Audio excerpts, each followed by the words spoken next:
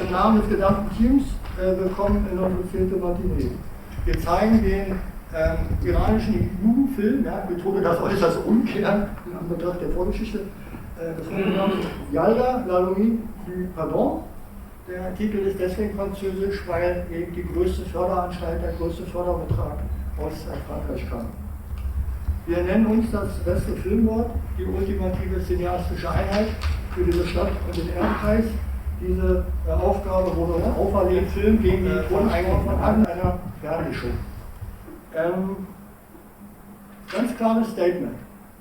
Mit den antisemitischen, politischen, terroristischen und nuklearen Aktivitäten der Herrscher im Iran identifizieren wir uns nicht. Wir wollen was gegen die Todesstrafe tun und sind der Meinung, wir haben eine kleine Perle gefunden aus dem Land mit der zweithöchsten Rate, zumindest offiziell bekannten Rate an Todesstrafen. Und wir identifizieren uns vor allen Dingen nicht mit der Unterdrückung der Frauenrechte. Wir lassen es nachher am 5. Bild mal ordentlich krachen. Emotional. Sie sind dort in einer Folie eingeladen, sich einzubringen. Hier gilt, dass es keinen Gruppenzwang gibt. Hier gilt, dass Sie alleine Ihrem Gewissen folgen, dieser Bitte folgen oder auch nicht. Wir machen das im Dunkeln. Und für diejenigen Frauen, die Kopftuch dabei haben, wäre es als ein Akt der Solidarität, wenn sie es dann zum Einsatz bringen. Auch hier gibt es keine Pflicht, es ist nur eine Geste. Iran hat 2023 853 Todesurteile vollstreckt, ein Plus von 31%. Sie sind damit Platz 2 auf der traurigen Liste der Weltreihe. Platz 1 China, die große Unbekannte, Platz 3 der Iran, dicht gefolgt von Saudi-Arabien und Somalia. Die USA, und da wird sich die Zahl wahrscheinlich auch demnächst rasch stark ändern, waren mit 24 Todesurteilen dabei. In Japan wurde unlängst ein Mann aus der Todeszelle entlassen, der da 43 Jahre auf die Revision wartet. 43 Jahre in einer Todeszelle. Das ist deutlich mehr als damals Stephen Biko. Wir sind der Meinung, so ein Film sollte Pflicht sein für jeden Präsidenten, jeden Kanzler, denn so geht es nicht weiter. Das ist zweifelsohne unsere schwerste Werkeinführung. Ja, ich zögere, weil hier steht Pantomime Einsatz. Ja. Das ist ja nicht da. Unser Leitwort haben wir uns, also wir zitieren ja immer gerne irgendjemand da komplett schmerzfrei. Ja. Unser Leitwort haben wir uns entliehen von Ted Sorensen, einem Ratgeber und Redenschreiber von John F. Kennedy. Vielleicht kennen Sie eines seiner Sätze. Frage nicht, was dein Land für dich tun kann, frage, was du für dein Land tun kannst. Das Motto für unsere Veranstaltung heute, wie Sie es im Vorprogramm schon haben ableiten können, ist ein Reisemotto, das er mal als Zitat gut in Worte gefasst hat, die Reise zum Mond. We choose to do the other thing, we choose to do the other thing. Not because the means are easy, but because the means are hard. Es ist hier keine dicken Veranstaltung und deswegen fangen wir mit einem lockeren Thema an. Wir wollen die Stimmung also auch etwas in den guten Bereich bringen. Und zwar die Wiederholungsgäste kennen ja schon diesen Punkt. Das ist nämlich wirklich immer sehr stark nachgefragt, das allseits beliebte Publikumsrätsel.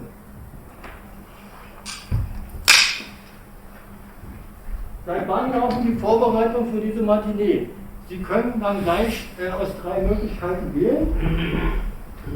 Und die Darbietung ist, vielleicht nochmal, vielleicht war es nicht laut genug, kann ja sein. Wir geben Ihnen also visuelle Hinweise, die Ihnen mal eine Brücke bauen sollen. Wann begann unsere Vorbereitung für diese Matinee? Zurück. Wir haben 3 Möglichkeiten. Und ist aber eine andere. Da. Eine ganz klare politische Wirtschaft. A, B oder C? Sie hatten die visuellen. Brauchen Sie normal oder war das deutlich genug? Deutlich genug. So, A, B oder C? Rufen Sie einfach mal rein. B. B. Zeigen wir ihnen, nee, ob sie richtig liegen oder nicht, zeigt ihnen jetzt das Licht.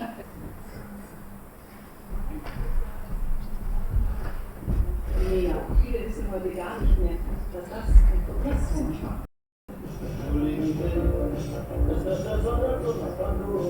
Was vor Augen? Da sollte Pflichtvorstellung für jeden Bundeskanzler, jeden Präsidenten in Ost und West werden, weil es geht ziemlich weit. Ja, ich weiß, die Optik hat sich ein bisschen verändert.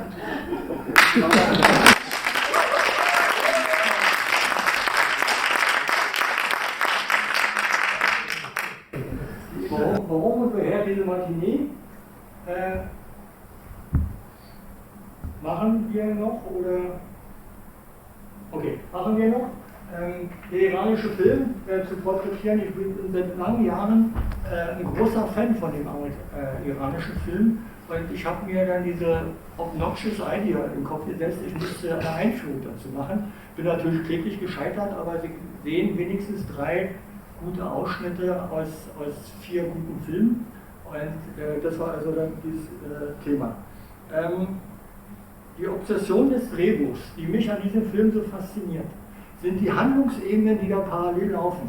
Sie werden im Vordergrund die beiden Frauen sehen, wie sie um Leben und Tod ringen, und im Hintergrund die Ebene der Arbeitsschaffenden im Fernsehstudio. Das sind 2 Handlungen, die parallel laufen. Mich hat es sehr fasziniert, mit welcher Leidenschaft sie da arbeiten. Die Widmung dieser Matinee, da lassen wir es krachen. Wir werden diese Matinee einer eigenen Frau widmen. Die Mutter lebt mittlerweile in Deutschland und ich habe ihr die PDF gezeigt und sie meinte, sie wäre tief gerührt und sie wünscht uns guten Erfolg. Und da ist dann auch, wo ihre Geste virtuell zu tragen kommt. Hintergrund der Matinee ist das nächste. Ich war jetzt hier in der Verwunderung falsch. Die Technik hat alles richtig gemacht.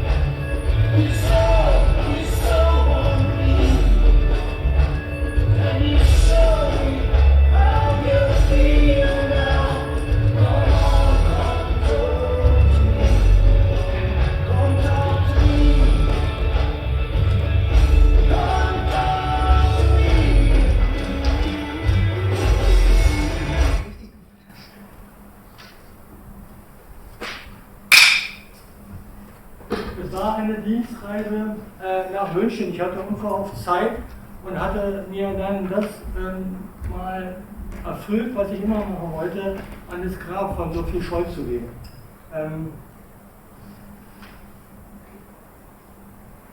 Als ich da stand, war ich irgendwie hilflos und habe dann den Gedanken gehabt, diese Hecke dazu zu gießen. Ich wusste nicht, was ich machen sollte. Ich war vollkommen leer. Und auf den bayerischen Friedhöfen, ja, mit einer 101% Ausstattung von Fahrradschlössern war es schon mal extrem schwierig, eine Gießkanne aufzutrennen.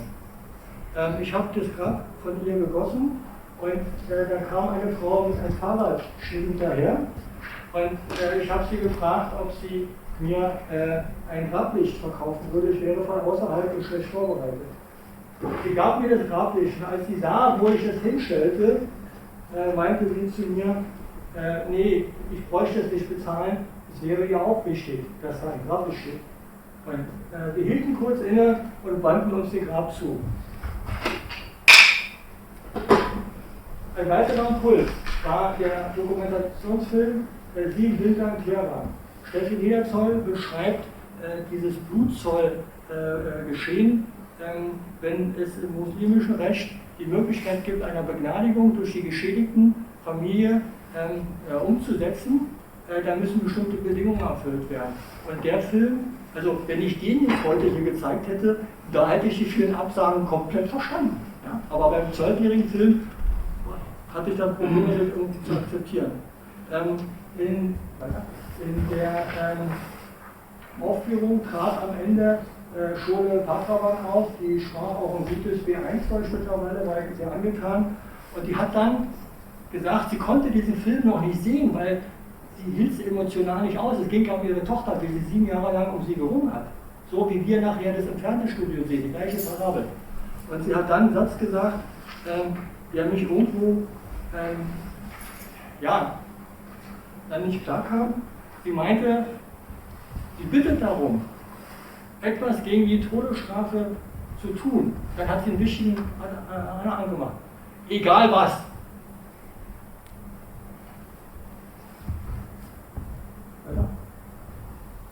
Wir kommen jetzt zum Einführung in den iranischen Film.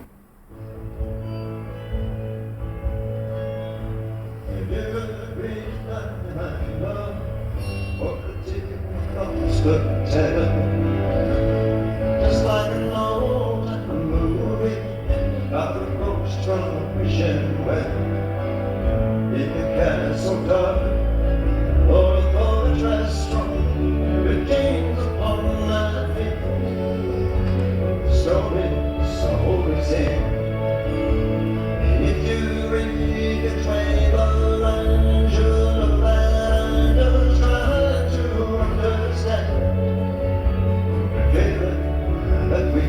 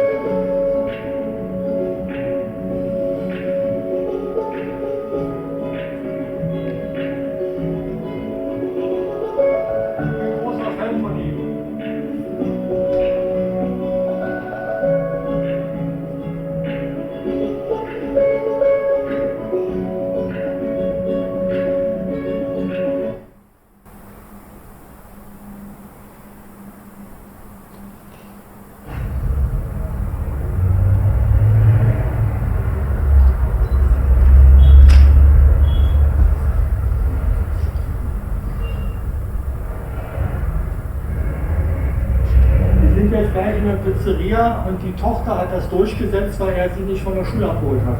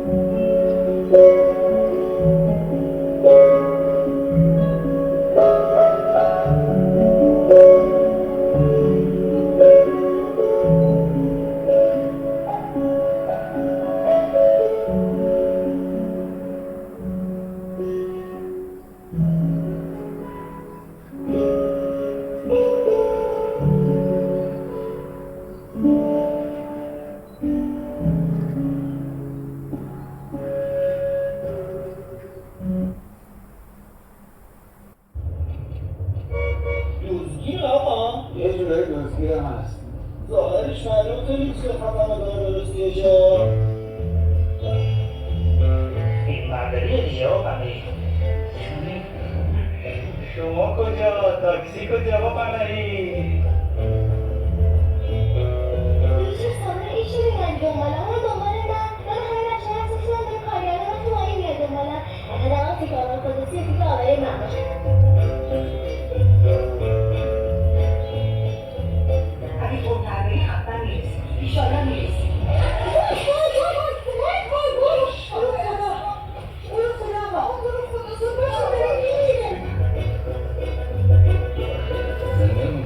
بیشتر ترسیده خودم دیدم بایش خیلی بد بود. هر آدمی که موضوع رو داره نمیره فقط داره من نمیفهم اصلا چیه یه نفر اعدام بکنن گوشی بقیه دستشون میاد تو بودن اشتباه داری میرید آقا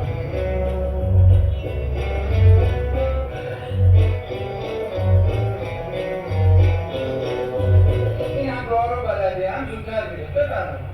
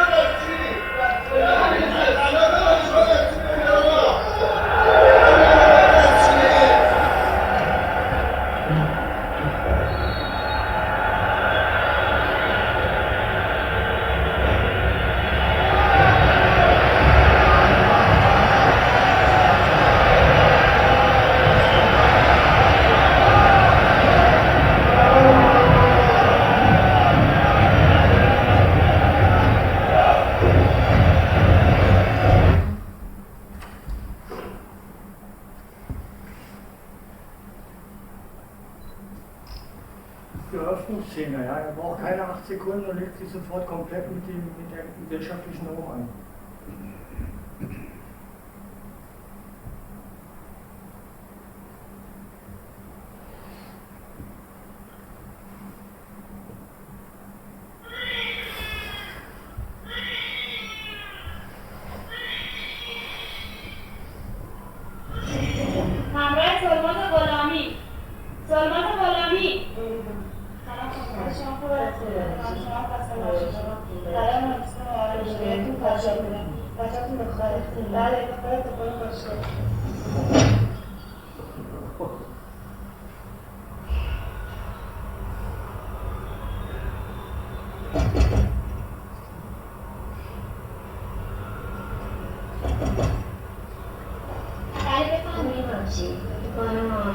چیه دادن کارا شده یه نبود چیه داریم 그리고 그 뒤로 예나 지혜를 배웁니다.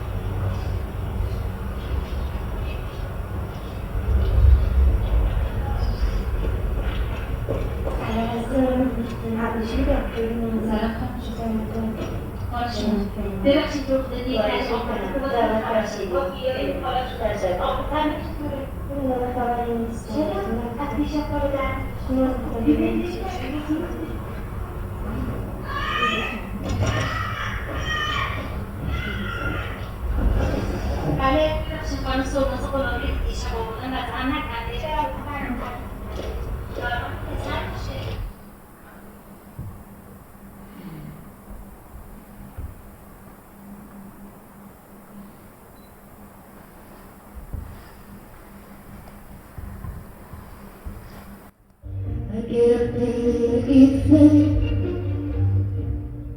and I ain't got nothing to say. I come home in the morning, I go to bed feeling that same way. I ain't nothing but tired, and I'm just tired and bored with myself. Hey baby, I could use just a little help. You can start a fire. You can start a fire without this fire.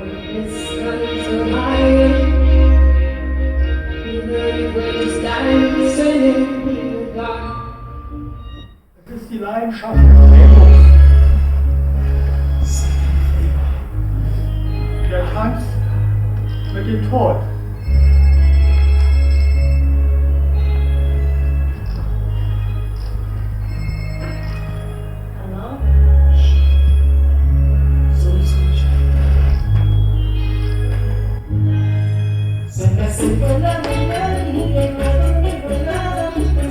Lo que tú sientes se llama Obsession.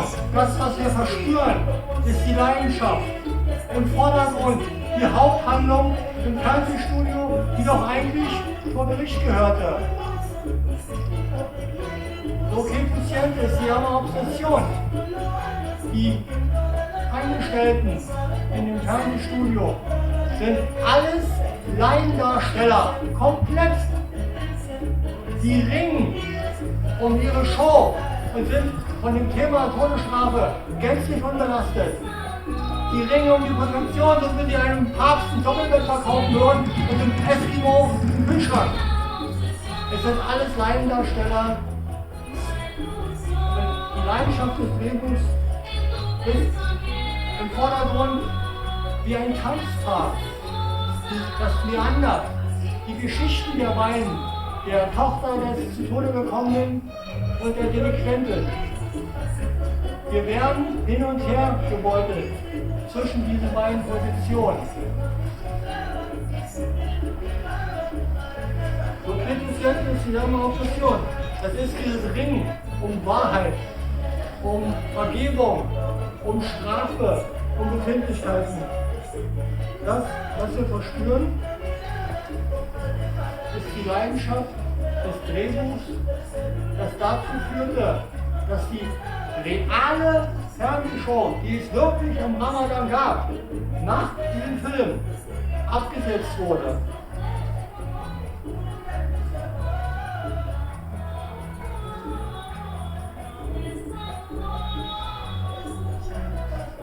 Lo que tú sientes se llama Obsession.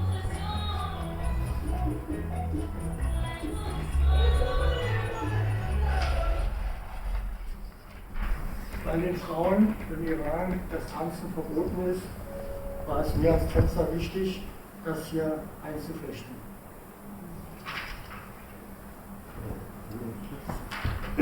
Wir kommen jetzt zum emotionalen Teil. Stopp. Wir kommen jetzt zum emotionalen Teil. Wir lassen es jetzt krachen. Ich wiederhole nochmal, wenn Sie in die Handlung gebeten werden, dass Sie in freier Selbstbestimmung Ihren Gewissen folgen. Es gibt hier keinen Gruppenzwang.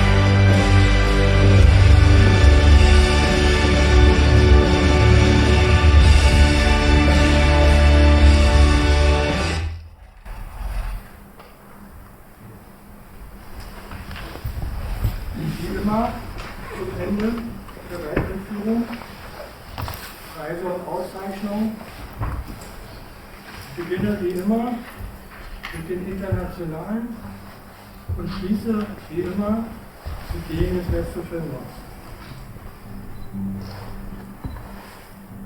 Mit 7 von 10 möglichen Punkten Rotten Tomatoes, die amerikanische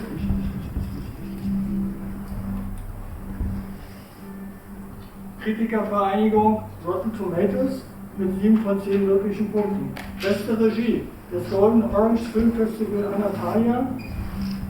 Die Nominierung Cinema Extraordinaire, Bergen Film Festival.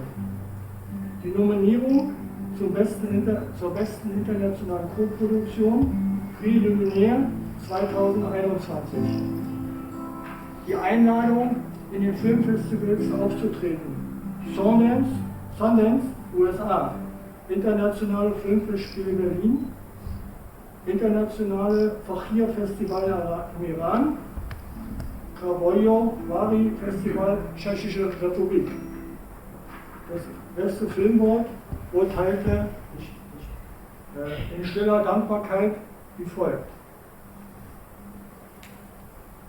Die lobende Erwähnung in Bronze für den Einsatz hier im Publikum durch Weiterleitung an Frau Dr. Sickhaus und Pascal Genevieve Schulte. Die lobende Erwähnung, am häufigsten hier zu sein, in Silber, an Frau Michaela Recko, für die wir nachher eine kleine Performance starten. Die lobende Erwähnung in Gold. An das Publikum einer Zentenmatinee für ihre cineastische Offenheit und kulturelle, liberale Haltung, sich einen Film über die Todesstrafe anzutun für 12-Jährige. Die lobende Erwähnung an die abwesende Frau Gesine M., die das Skript gelesen hat, aus gesundheitlichen Gründen heute nicht hier ist. Und wir wünschen ihr für die anstehende Organtransplantation alles Gute, weil wir wissen, sie ist im Geiste hier. Die lobende Erwähnung, Nebenrolle. Der alte Mann im Studio, wie er den Tee ausschenkt, als roter Faden, um immer wieder an die Angestellten erinnert zu werden.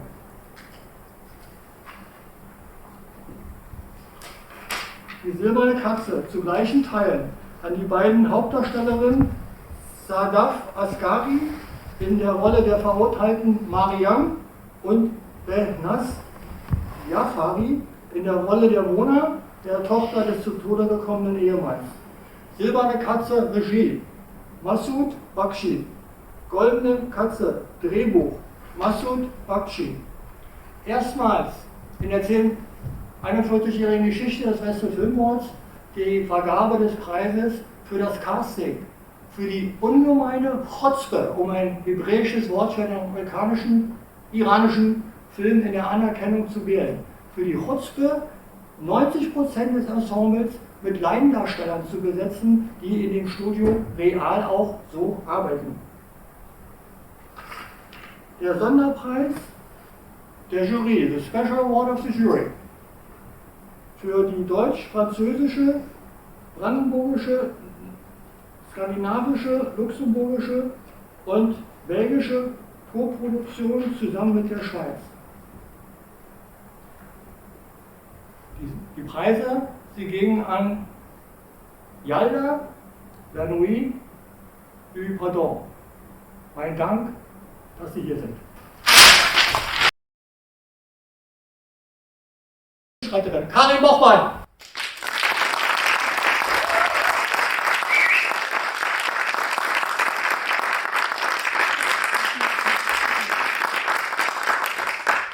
Unsere Gitarre hatte es sich sehr schwer gemacht, die Entscheidung zu fällen. Er meinte, er spielte nicht so gut. Herr Susch gemeint, ich spiele doch mal abends in der Kanzlei als Familienanwalt. Was meinen Sie, was ich da alle zu hören kriege? Ich brauche was, um runterzukommen. Er hat sich die Entscheidung sehr schwer gemacht im Telefonat. Ich habe dann aber nicht locker gelassen und habe gesagt, darf ich was zum Film sagen? Ich durfte, weil er ist ein sehr hübscher Mensch. Und dann wechselte er von der zögerlichen Distanz im Duktus ins Energische und hielt mir 10, 12, 15 Sekunden ein glühendes, ein zorniges, juristisches Plädoyer gegen die Todesstrafe. 1:1 dachte sich der Veranstalter, moving in for the kill. Ob er denn jemals vor einem Publikum aufstand, das eingedenk seiner Zurückhaltung, Bescheidenheit, seines Zögerns mit dem donnernden Sonderapplaus quittiert, ob er das schon mal jemals hatte. Nö, meinte er. Das ändern wir jetzt. Tino Gerlach!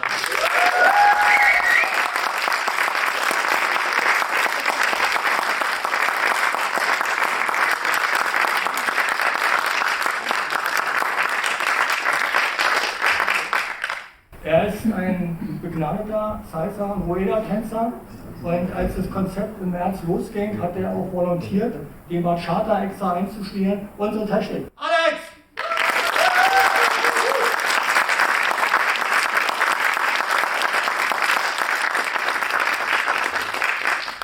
Eine Tänzerin zu finden war nicht ganz so schwer wie keine Pantomime zu finden.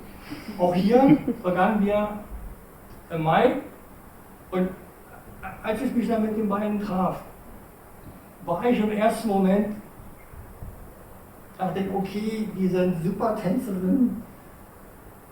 Und dann kam die auch noch mit so einem kleinen Hund an und so einem Tragedings da und dann dachte ich, okay. Und die haben aber dann in der Vorbereitung so klasse Fragen gestellt und haben, wie diese Pantomime, die ich vorhin beschrieben habe, die erstmal diese Matrix erklärt haben wollte. Ja? Also ich war total hin von den beiden und Sie haben sie ja nur als Protagonistin heute gesehen. Ich kann es kurz machen. Sie heißen beide Anne!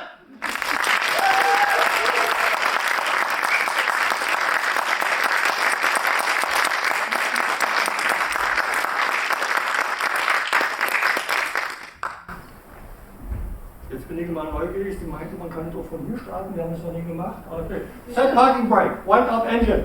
Vielen Dank.